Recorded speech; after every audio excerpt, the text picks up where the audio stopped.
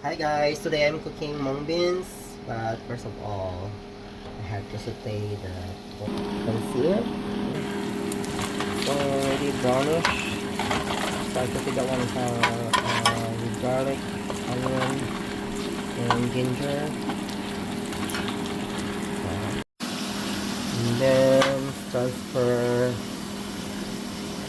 the beans from there to here. So we have to separate the water. Ito na siya guys, oh. Inisan na natin siya. Yes. Ano na to? Lambot na to.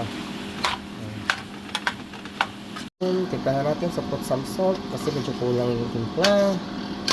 Ayan. Ito natin kumulo. So takpan natin.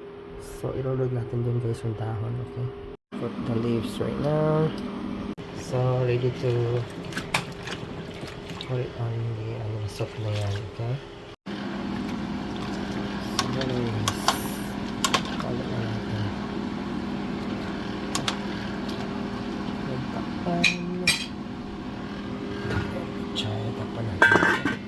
So guys, ito na yung ating finished product. Ang sarap guys. Thank you for watching.